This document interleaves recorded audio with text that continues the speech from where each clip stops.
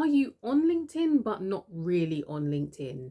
Because you don't want your employer to think that you're out there looking for another job, or that you're even speaking about the business that you want to set up. So you're on there, but you're flying under the radar. You might comment on a well done or congratulations, but other than that, you're just playing it safe.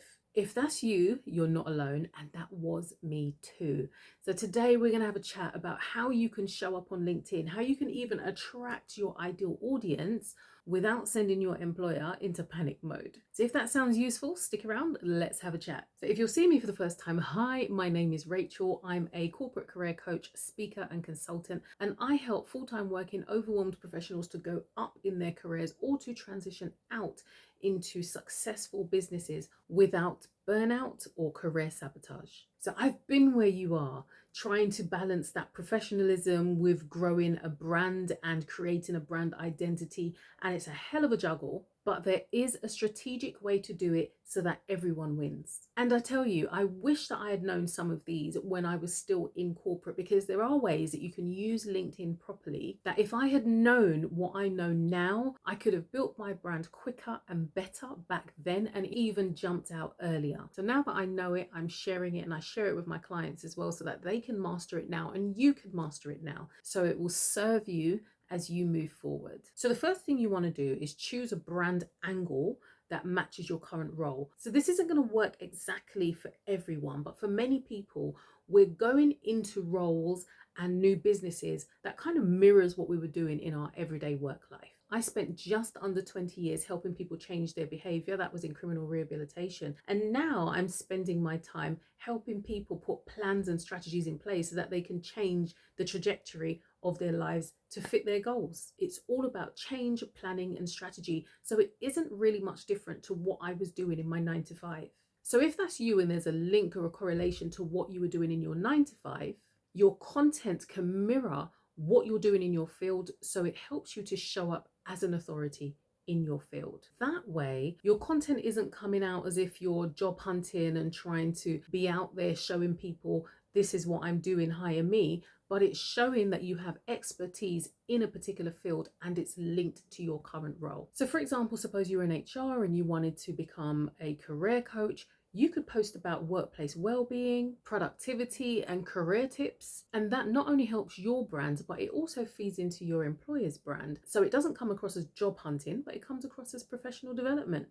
The second thing you want to make sure you're doing is using value first language. And when you think about it, these tips are not just going to help you if you are straddling your full-time work with starting a business, but it's just going to help you with showing up on LinkedIn, period, wherever you are, whatever stage you're at. Because whenever you show up, you want to show up with value. So what is it you know about your field? You want to be able to show up with insights, tips, frameworks, the things that your audience will find valuable. And if you are working full time, your time's going to be limited and it's going to be even more valuable. So you want to show up in a way that you're going to be engaging and building relationships, making that time count. And always remember to build on that engagement and invite people to comment and build that rapport with you. So you want to put in your calls to actions like follow for more tips, or here's how I approached it.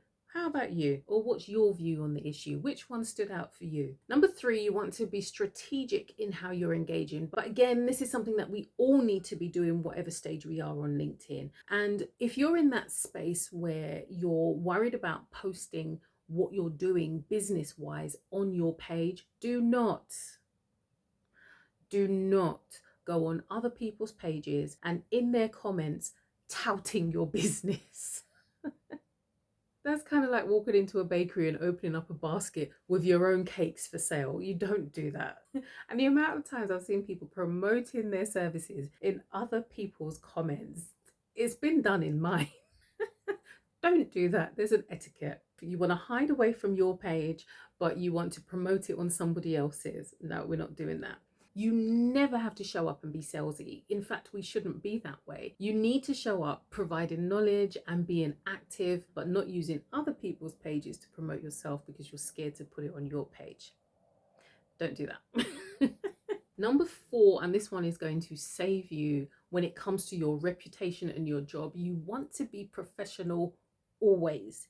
You may want to leave because it's just your time to move on, but you may also want to leave because you're just not happy in your job. And your LinkedIn page is not the page to start bashing your job or naming names. And especially if you're there, and I say especially if you're there because it's still paying your mortgage and your bills and you want to remain professional. But even if it's no longer paying your mortgage or your bills, you need to maintain a level of professionalism where you can speak about even topics or experiences that were not favorable in a way that it doesn't come across as bashing. You have to remember that you are your brand and your brand equals your reputation. So you can speak about issues that have happened, but you don't want to do it in such a way that it can be traced back to particular people or particular companies, especially if you're still there. And you really want to be mindful, because if you're wondering whether or not your manager or employer may be watching, I can guarantee you most times they are. When I was in corporate, I had a manager come up to me asking me about something I had posted, and it wasn't about the company, it was just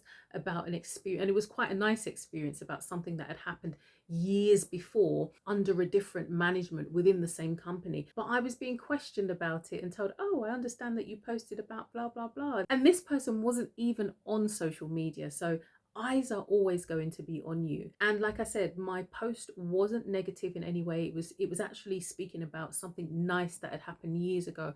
But it just goes to show that people are watching and they will go back and speak to managers about anything that they see. So be mindful when it comes to reputation, your branding, and the reputation of the company that you're working for currently. And if you are posting about things that might be knowledge related to your job, and you've got a manager who asks you about, what is this that you're posting and why are you posting it? You are well within your rights to post on your personal social media platforms to share your knowledge and your experience, as long as it does not break confidentiality. But be mindful and check the social media policy for your company. Most companies have them.